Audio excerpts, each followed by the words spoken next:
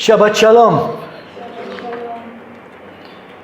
So today we will be continuing our study of Psalm 119, and we are in verses 81 to 88, and this chapter is entitled Kaph or Kaph.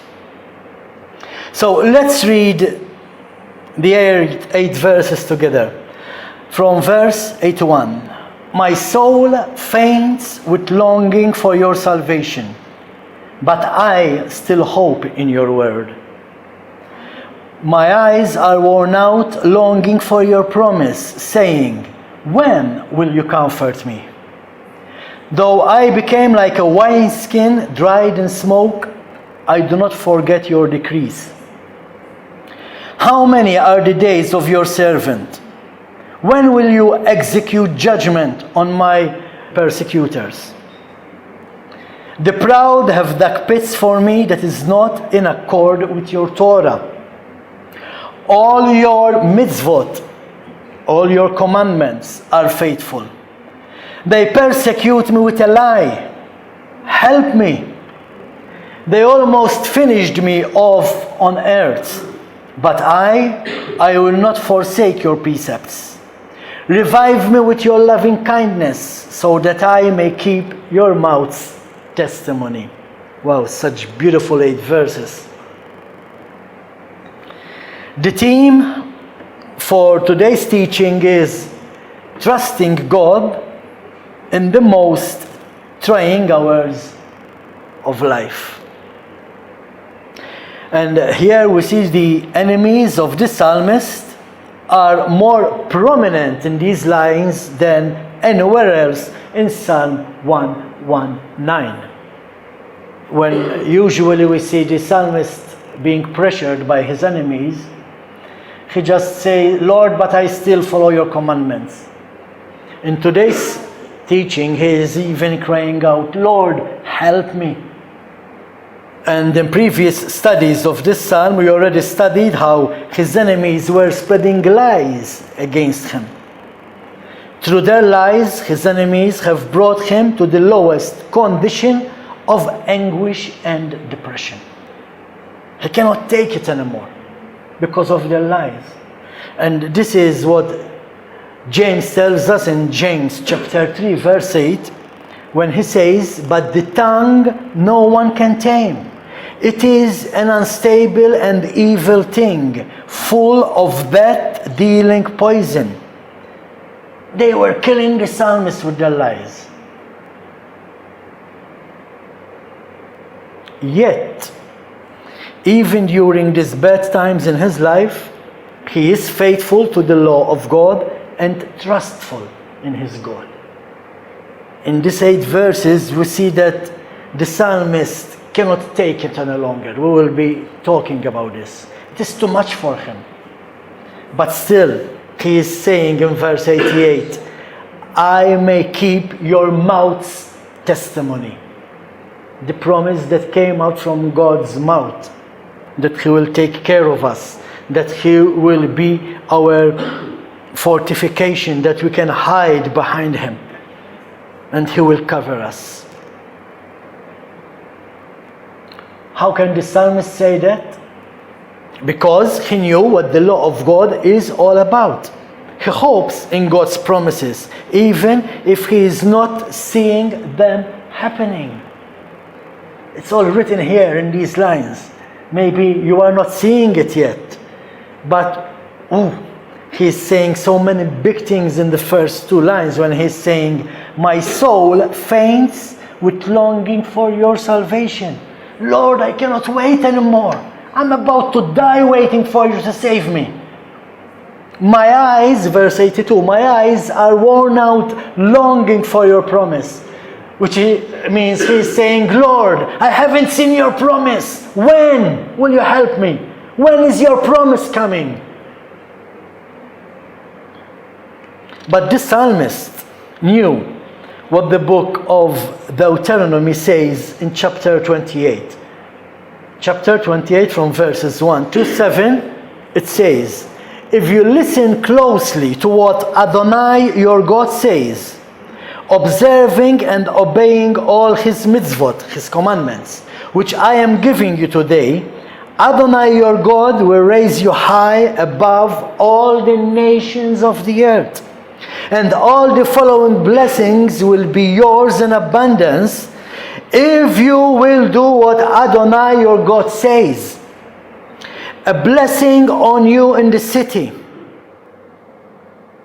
a blessing on you in the countryside, a blessing on the fruit of your body, the fruit of your land and the fruit of your livestock, the young of your cattle and flocks, a blessing on your grain basket and kneading bowl, a blessing on you when you go out and a blessing on you when you come in. Listen to this. Verse 7. Adonai will cause your enemies attacking you to be defeated before you. They will advance on you one way and flee before you 7 ways. Now, the psalmist knew about this blessing. That's why he was saying, Lord, you promised me in the book of Deuteronomy, chapter 28, verse 7, that the enemies will flee. When will I see this promise, Lord? I'm tired. I can't wait anymore. Back to Psalm 119. This chapter, we can say, is like the midnight of the psalm. What is the midnight? Midnight is the darkest hour of the night.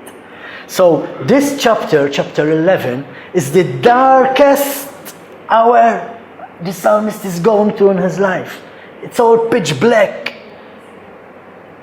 The psalmist feels like he is dying. He is at the point where many people give up. But as dark as this chapter may seem, stars, however, shine out, and the last verse gives promise of the dawn. He can see the light. I will keep the promises, I will believe the promises that came from your mouth, he is saying. Now that is light in darkness. When we are going through our tough times in life, we know that God is God and he cannot lie. His promises are there for us, no matter what we go through in life. In these 8 lines, we see the psalmist going from about to die with grief to the point of hoping in God that all will be well. Now, most of us, if not all of us, been through that situation at some point in our lives, especially when we were still Gentiles, when we were still pagans. And we passed through our darkest hours. And that's where we asked God, God, where are you? Help me. And that's how we are here today. God's promise is God's promise. He cannot lie. We see in these 8 verses, if we read them correctly, if you study them, we see that the situation here of the psalmist is truly life-threatening. Lord, I'm dying. I cannot take anymore. Look what he said in verse 87. Check out verse 87. They almost destroyed me on earth. He is in a when will God come true state of mind. That's what he's thinking. Lord, when are you coming? Verses 82 and 84. When will you comfort me? Lord, how many are the days of your servant? When will you execute judgment on them, on my enemy, on my persecutors? Remember, it's the same thing that the martyrs are saying in heaven before the throne of God. Lord, when will you take revenge? And God says to them in the book of Revelation, now take it easy, a little bit longer. But we have to keep in mind that God does not live in a time zone. I mean, how many believers go through this situation? Lord, when? Lord, where are you? When will you come through, Lord? But then again, how many people we know that they gave up waiting on God? Though, to be honest, the psalmist here is not questioning whether God will come true, but he is certainly wondering when will God come true. Again, it's all about the promise that God made. Adonai will cause your enemies attacking you to be defeated before you. They will advance on you one way and flee before you 7 ways. When, Lord? When I'm going to see this happen? It's not a question of if, but it's a matter of when. And again, we need to remember that God has no time where He is. It's only us humans that have the clock and the watches, and we check them every time. And that means that we can never give up on God. Never. Even during our darkest moments, even during our midnight in life, we cannot give up on God. Giving up on God is not faith. Faith is enduring till the end. Even if nothing happens. How many martyrs who are in heaven died expecting God to save them, but they still died, burned, tied up to a tree? How many of them died in the Roman arena, killed by lions and bears?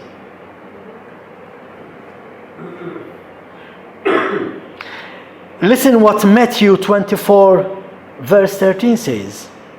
Matthew chapter 24 verse 13. But whoever holds out till the end, he will be delivered.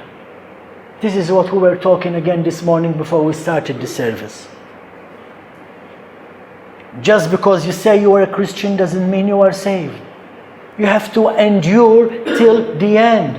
What is to endure till the end? That is to have faith till the end. That's why the word says, when Yeshua comes, will he find faith on earth? Again, James chapter 1 verse 12. How blessed is the man who perseveres through temptation, for after he has passed the test, he will receive as his crown the life which God has promised to those who love him. So we have to persevere. We have to fight till the end. We have to keep our faith till the end. That's why we always say, listen, this is a walk. Like the Israelites, like the Hebrew people walked for 40 years in the desert. This is our walk. This is our exodus. We are walking to the promised land. And like the Israelites, we will be hungry. And like the Israelites, God will give us manna. Like the Israelites, we will have enough of manna. Oh God, it's manna again. Like the Israelites, we will lose faith. But God is faithful. He will help us. That's why we can never give up on God. The short line of this teaching today, we can divide into 2 sections. One is his question asked. The psalmist is asking in verse 81 and 82, he is asking, when, Lord? When will you come?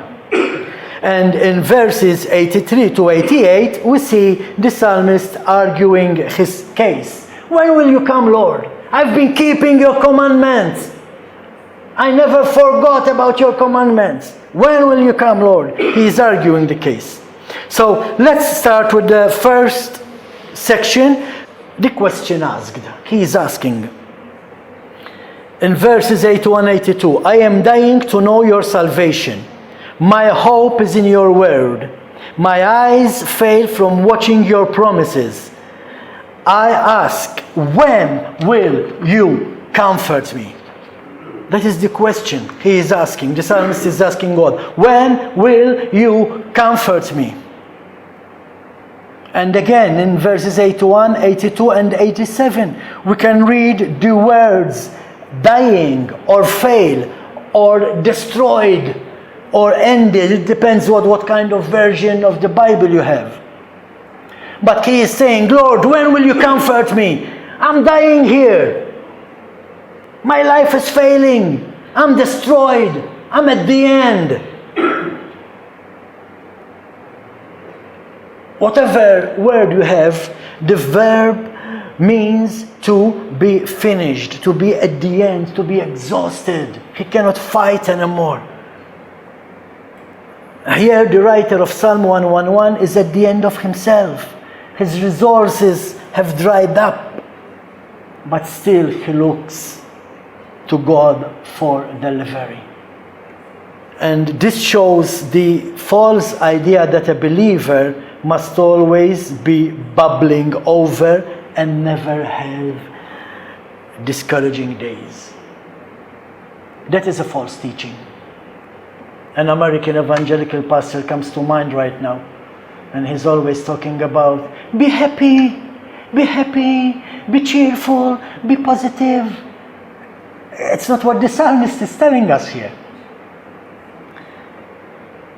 Surely the psalmist in this chapter is not happy. He is not cheerful. He is feeling like he is dying. You see why many so-called Christians from the modern day churches, they give up. Why do they give up? Because the message from their church is different. No, brother, you cannot be in pain. No, brother, you cannot be depressed. No, brother, you cannot be sad. No. Well, the psalmist was. And for sure, this psalmist is a man of God. So if a man of God like the psalmist can go through this situation, what makes you think you are above that situation? Even Paul, in the letter to the Corinthians, I believe, I'm not sure, but I believe it's the second letter, I think, to the Corinthians, chapter 4, verse 8. He speaks of being afflicted, but not crushed. Of being confused, but not despairing. Yes, you will be afflicted. You will not be crushed, but it doesn't mean that you are not going through your midnight hour. Yes, you can be confused. Depression makes you confused. So many diseases, so many afflictions can make you confused. It doesn't mean that you despair. If you know what the Word of God says in the book of Deuteronomy, the blessings, if you keep His Torah, if you keep His law, if you keep His precepts, He will help you. Verse 82, what is meant by the reference to the failing eyes in verse 82? He is saying, my eyes have failed looking for your delivery to come. This is the question the psalmist is asking. My God, when will you deliver me? This is not something which happened for a week. This is not something which happened for a month. This has been dragging on a long time, spreading lies and rumors about the psalmist. Remember what we studied in, I believe, chapter 1 of the Psalm? When he said that the wise and the princesses, they used to gather together and make fun of him and plot against him. This is something which has been going all his life. Now, chapter 11 is the midnight hour for him. But it didn't just come like that on him, no. They've been spreading lies for so many times against the psalmist. He is now at the time where he cannot take anymore. He is saying, Lord, I have not seen your promise of deliverance yet. When? And this is the reason why he is asking God, when will he deliver him? Because it's been going too long. You see now, the word of faith message, how different it is from the real Bible message. Of course we have to have faith. Of course we have faith that God will deliver us. But we need to remember, people died waiting for that promise. Just because you call yourself a Pentecostal, charismatic, evangelical, whatever you are, doesn't mean you are above that situation. That's why we see more depressed people in the churches. But that's another teaching, which somebody else is doing anyway. From verse 83 to 88, we see his case being argued now. The psalmist is arguing his case. He gives the reason why he needs deliverance soon. Deliver me, because I am forgotten.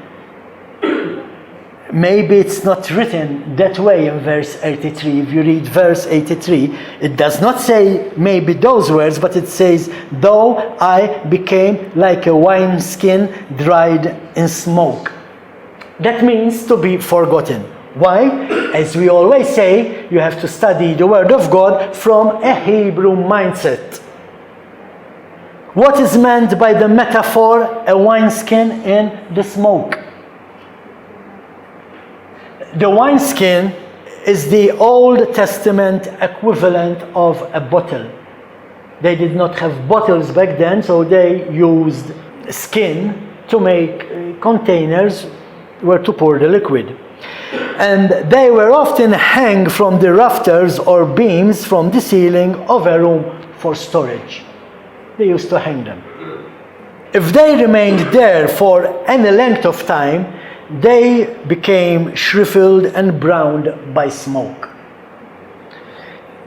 To put you in the picture, this is something that we've seen when we were on holiday in Wales. And in Wales there's this beautiful place where you can see all the houses from different periods of Wales. And one of them was a hut with a fire in the middle, and the family, they stay, you remember it?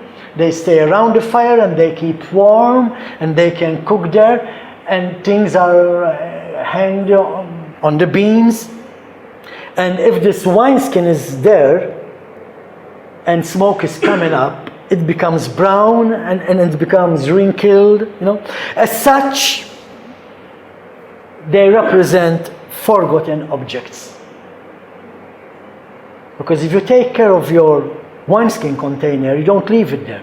You leave it there because you forget all about it. That's why the psalmist is saying, though I have become like a wineskin in smoke. You have forgotten me, Lord. And the metaphor suggests he is seeing himself as useless, as unattractive, and forgotten. Why? Because once you forget the wineskin and smoke is coming up and it's all brown and it's all wrinkled and shriveled, then it's useless. You cannot use it. Once you pour liquid in it, it bursts. It's unattractive. It's forgotten. And the psalmist's face, through the sorrow he's been going through, had become dark, showing wrinkles caused by worrying. Indeed, through worrying because of his enemies' attacks and lies, his body has become dry, it lost its natural moisture, and have become like a skin dried and tanned. Now, this is all very true. This is what will happen to our body if we worry too much over things. Even Yeshua warned us not to worry.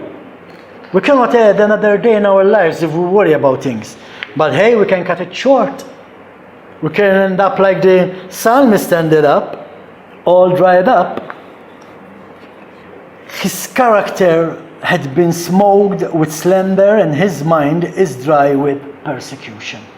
He is literally like a wineskin. He was half afraid that he would become useless and incapable through so much mental suffering. No, we're talking about depression, guys. We're talking about depression. You become useless. Why? Because people are spreading lies about you, and it affects your mind. And that's how you fall into a depression.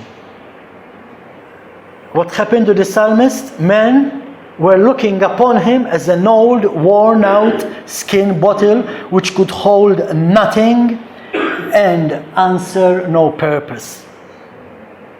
What was the strong point of the psalmist in all this?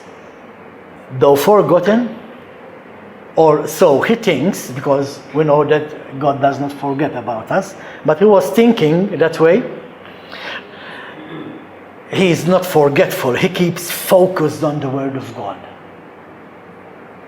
Even though he's thinking that God forgot all about him, he still keeps focused on the Word of God. Now, that is faith. Big faith. Strong faith. Second part of verse 83. But I still hope in your word. And here is the patience of the saints and the victory of faith. This is what we find again in the book of Revelation, chapter 14, verse 12. Here is the perseverance of the Kedoshim, the holy ones, those who keep the commandments of God and the faith of Yeshua. So again, it is written at the end of the book, we have to keep the commandments of God after coming to Yeshua. Yes, you have to have faith in Yeshua, otherwise you cannot be saved. But having faith in Yeshua means now you obey His commandments. This is what the psalmist is doing. He still has faith in the commandments and the promises of God. That's why we need to always be full of the Word of God. So, when we go through our darkest hour in life, we can trust in Him and never give up. This is one of the messages in Psalm 119 that we've been mentioning over and over again. We need to know what the promises of God are. Otherwise, we cannot have faith in what God is saying. If you don't know what God is saying, you cannot have faith. Verse 84. How many are the days of your servant? When will you execute judgment on my persecutors? Again, what is he saying in the first half? In the first question, how many are the days of your servant? He knows his life is short. He cannot take the depression any longer. He cannot take the attacks of his enemies any longer. Lord, I'm about to die. When will you deliver me from this situation? He's reminding God about the brevity, about the shortness of his life. He is saying, Lord, the days of my life will not allow me to wait so long. I cannot hope to live long in such condition. And how many times we've been going through situations where we think, oh, I'm about to die. Lord, help me. I cannot take this much longer. Also, when you study what he is saying, how many are the days of your servant? What is he saying actually? I mean, Lord, shorten my affliction. My life isn't that long. My life is short, so can you shorten the affliction? Can you make them stop? Again, by asking this question, this explains the hardship the psalmist was going through because of the lies being spread about him by his enemies. We've been taught that when the enemy throws stones at you, build your own house with it. It's not what the psalmist is doing here. It's not what the psalmist is doing. I mean, this is not Joel Osteen writing this psalm. You can tell.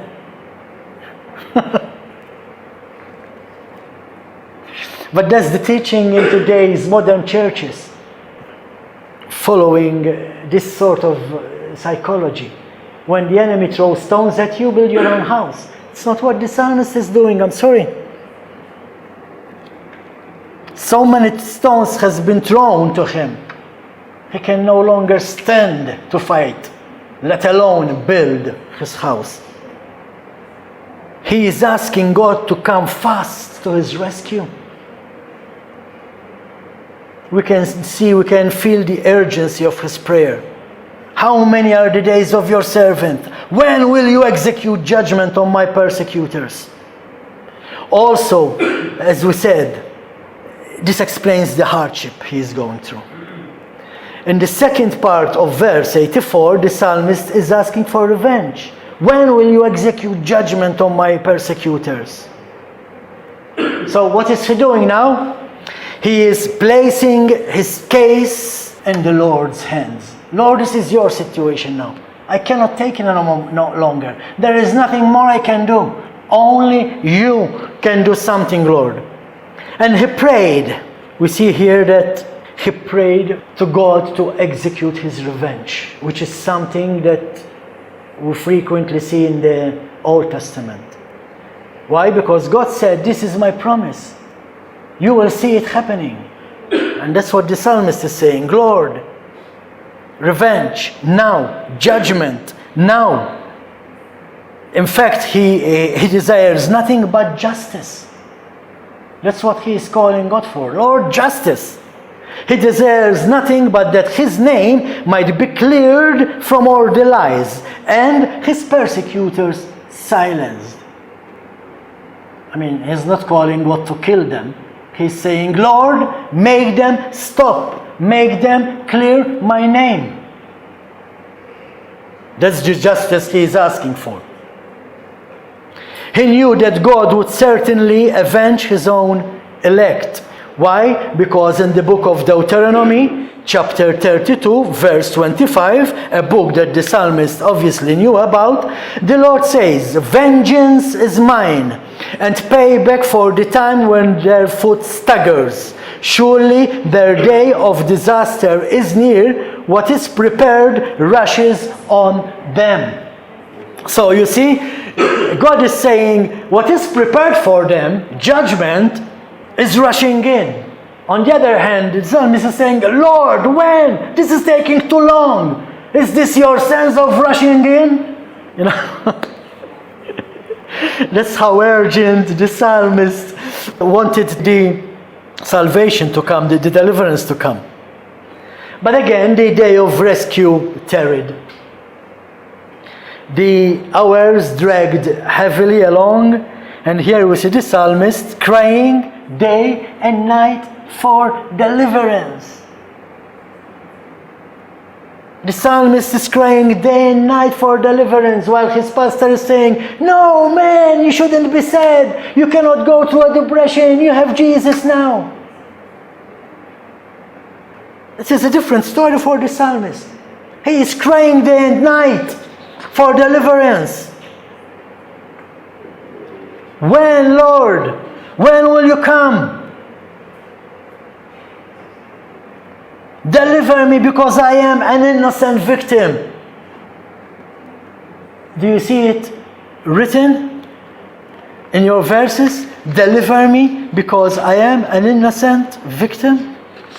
Yes. Verses 85, 86, and 87. The proud have dug pits for me that is not accord to your Torah. It means that he is innocent because he follows Torah. All your commandments are faithful. They persecute me with a lie. It means I am innocent. They almost finished me of word, but I will not forsake your precepts. Which means, Lord, I follow your Torah. I am innocent. You see? That's how you study the word of God. Not just read the words, but what is the psalmist saying? He's saying, Lord, I am innocent in all this. They are all lies. So let's go to verse 85, where we see the psalmist is especially disturbed by those who make accusations against him. Accusations that have no basis. In fact, they are lies. The proud have dug pits for me. To dig a hole means to prepare a trap. That's how animals are caught. That's what they were doing. They were doing traps for the psalmist, not only spreading lies, but they were also preparing traps. Also notice that the psalmist is not saying a pit, but he's saying pits, plural, more than one. So as if he is not caught by the first trap, there's the next one waiting for him. So they keep digging traps again and again.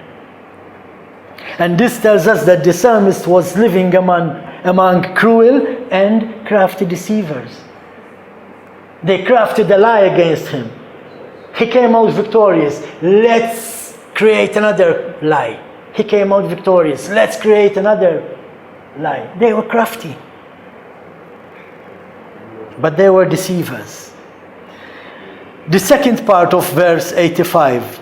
The proud have dug pits for me that is not in accord with your Torah. What does it mean? Neither the men nor the pits were according to the divine law. Why? Because they were deceivers and they were spreading lies. Their pits, their traps were contrary to the Levitical law and contrary to the command which bids us to love our neighbor.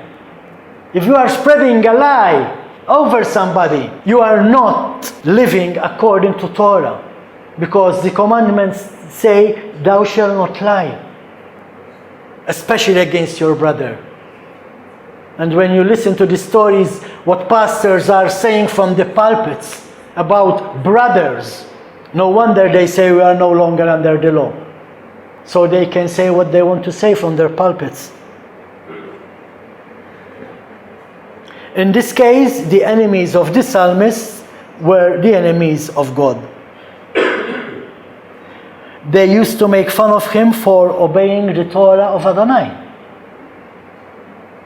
And he knew that their attacks upon him had no sanction, had no permission from God.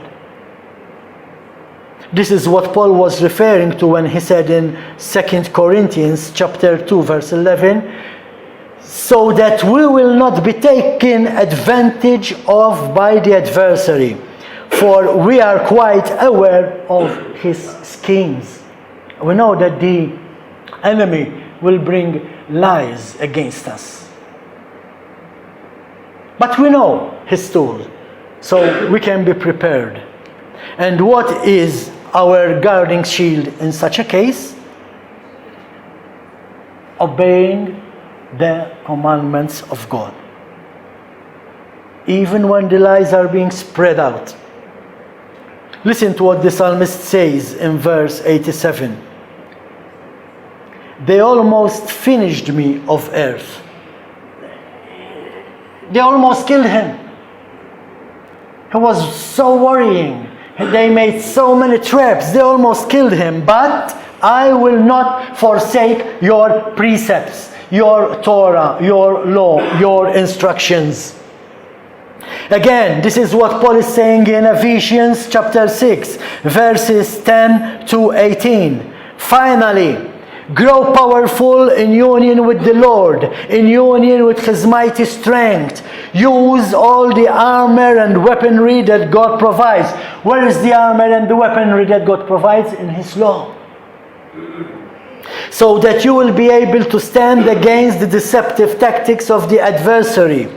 For we are not struggling against human beings, but against the rulers, authorities, and cosmic powers governing the darkness amongst the spiritual forces of evil in the heavenly realm. Even when pastors come against us from the pulpits, we are not fighting against the pastor. We are fighting against the evil spirits in control of that pastor. Now let them who has ears hear what I'm saying. So take up every piece of war equipment God provides, so that when the evil day comes, you will be able to resist. And when the battle is won, you will still be standing. Now let's come to the weaponry. Verse 14. Therefore stand, have the belt of truth buckled around your waist. What is the belt of truth? It's the Torah that will hold us together like the belt holds the clothes together. So the Torah holds us together. Put on righteousness for a breastplate. How do you gain righteousness? By following Torah. You are righteous when you follow Torah. Noah was righteous who followed Torah. Abraham was righteous who followed Torah. David, Mary and Joseph, Zachariah and his wife, the mother and father of John the Baptist. They were righteous people. Why? Because they followed Torah. And wear on your feet the readiness that comes from the good news of Shalom. What is the good news of Shalom? The good news. What is the good news? It's the Torah. Yes, it is what Yeshua preached. Yeshua preached the Torah. Because Christians, they say the good news is the gospel of John, Mark, Matthew and Luke. Yes, but they spoke about Yeshua, and Yeshua spoke about Torah. He was a Torah teacher. He was not a Christian person. He was a Torah teacher. Always carry the shield of trust with which you will be able to extinguish all the flaming arrows of the evil one. Trust in whom?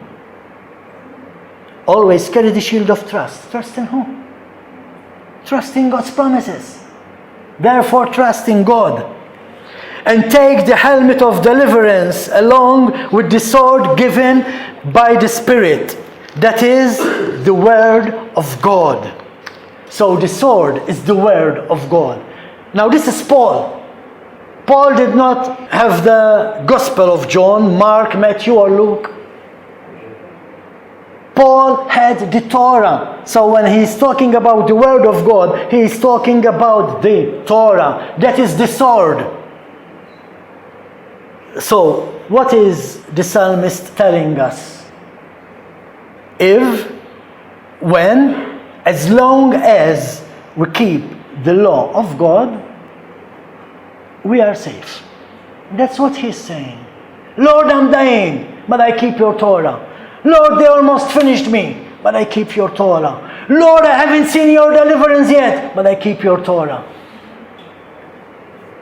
Even if, like the psalmist, when our path is made dangerous by the wicked enemy, following Torah can bring us out of that situation. It seems that it is truly time for God to act against the ungodly. But He is not yet done so. Lord, I'm about to die. What are you waiting for? Having said this, one might conclude that he is questioning the faithfulness of God to His word. No, that is not the case. This we know to the psalmist's confession that all your commandments are faithful. He is not questioning the faithfulness of God. Even though he's saying, Lord, when? But he is saying at verse 88 that His commandments are faithful. In verse 86, that's why he is saying in verse 86 that His commandments are faithful. Let's go there, verse 86. All your commandments are faithful, they persecute me with a lie. Help me. Now we have another new word here. Help me. All thy commandments are faithful. He had no fault to find with God's law. God's law is faithful. Even though he had fallen into sad, trouble, situation through obedience to it. Because they were spreading lies against the psalmist. Why? Because he was obedient to the word of God, to the Torah.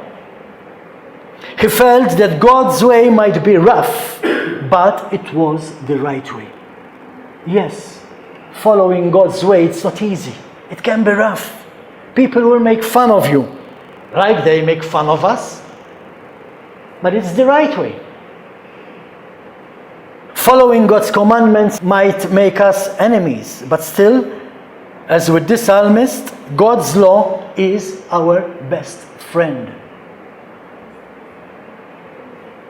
The psalmist believes that in the end, God's command would turn out to his own profit, and that he would be no loser by obeying it.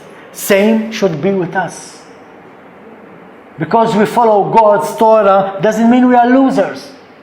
On the contrary, we are obeying God because He sent His only begotten Son to save us. The best we can do is obey Him, to thank Him. Look what He said. They persecute me with a lie.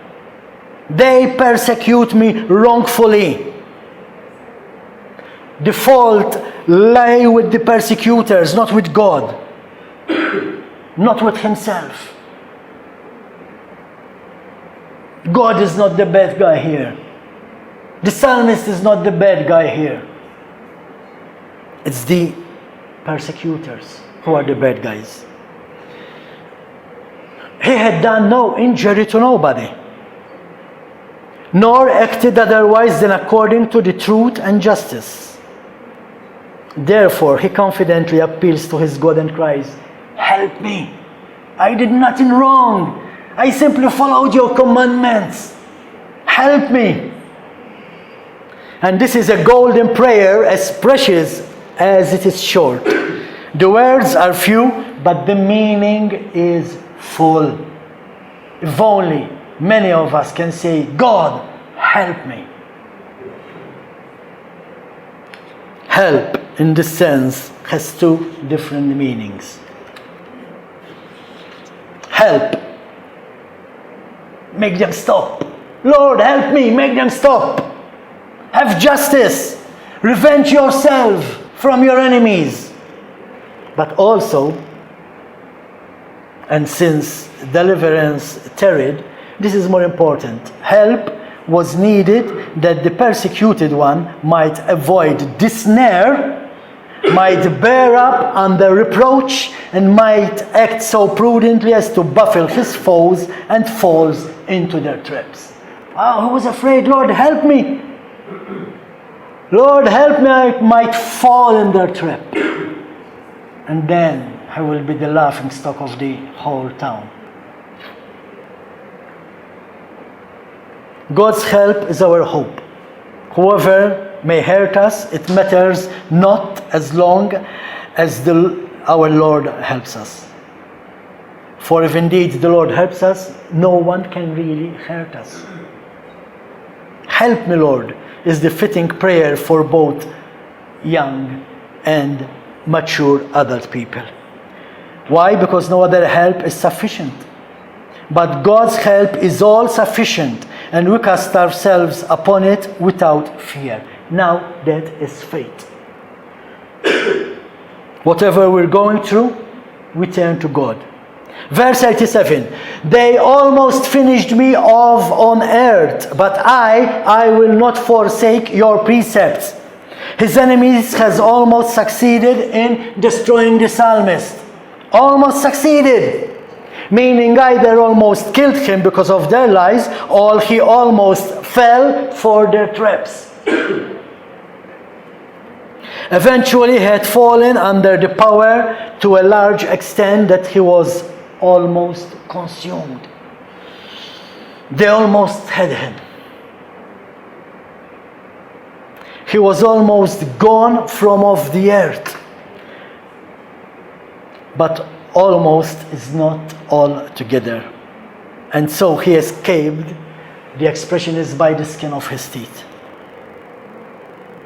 His enemies, like lions, they are chained. Yes, you can have enemies, but our enemies are chained. They can only come this far. They can rage no further than our God permits. The psalmist knew the limit of the power of his enemies. They could at the utmost only consume him upon earth in this life, they could touch his earthly life and earthly goods. Upon earth, they almost ate him up. But he had an eternal portion which they could not even nibble at. And this is true when we study the life of the martyrs. And this is what Yeshua was talking about in Matthew 10, chapter 28. Do not fear those who kill the body, but are powerless to kill the soul. Rather fear him who can destroy both soul and body in Gehenna. What does it mean to fear God? To fear God is to obey his instructions, his law, his Torah. That's what Yeshua is saying. Be wise, fear God, follow Torah. At the end, they can only kill you, but you have eternal life.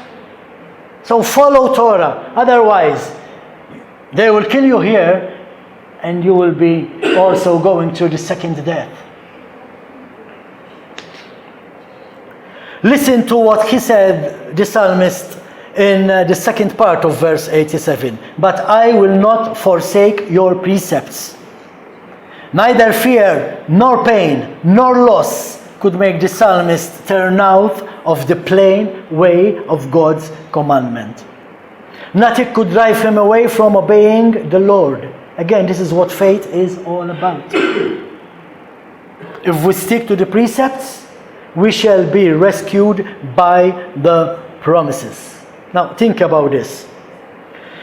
If the wicked, the evil people, the enemies of the psalmist succeeded in steering away the psalmist from the right way, this psalm could not be written. Oh, something good to think about. Wow.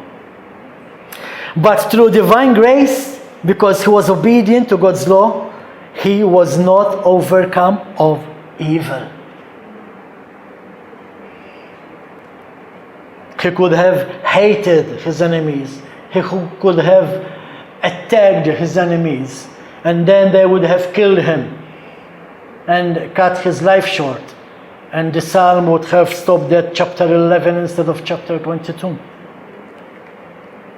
Like the psalmist, if we obey God's instructions, through God's grace we will be delivered. We will live to see the overthrow of them that hate us, either during this life or on Judgment Day. Remember, again, I'm going to mention the martyrs. They are in front of their throne. They said, God, we did not see the justice. When will you revenge them? Well, they will see justice on Judgment Day. Verse 88. Revive me with your loving kindness, so I may keep your mouth's testimony. Your mouth's testimony. Revive me with your loving kindness is a most wise and most blessed prayer.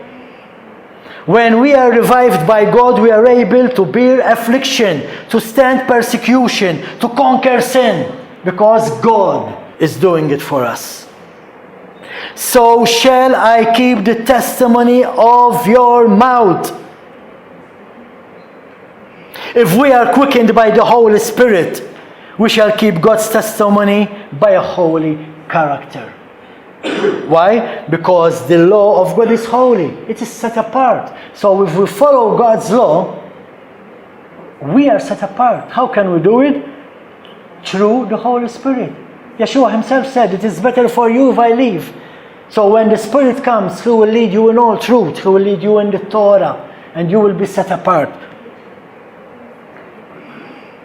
Yes, it is in John chapter 16, verse 13. However, when the Spirit of truth comes, He will guide you into all the truth. He will guide you into all the Torah. We shall also be faithful to sound doctrine when the Spirit visits us and makes us faithful. That's why we are here, people, because we were faithful when the Spirit talked to us. When He showed us the truth, we said, wow, Lord, wow, this is the truth. How many people do you know that the Spirit is talking to them. He's showing them the truth, but they are saying, no, we are not under the law. Conclusion.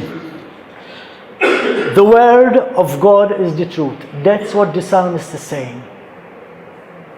His promises are true. Even through our darkest hour, we are not to give up, but rely on God's promises, for His promises are true. God is not a liar. God is not a man to lie. God said, when you turn away from your evil ways, when you seek my face, I will answer you. But to seek His face is to obey Torah. To turn from your evil ways means you are going this way breaking Torah. Now you have to turn. Stop breaking Torah. Then I will hear your prayers. And then I will come to your rescue. Amen? Hallelujah. Praise God.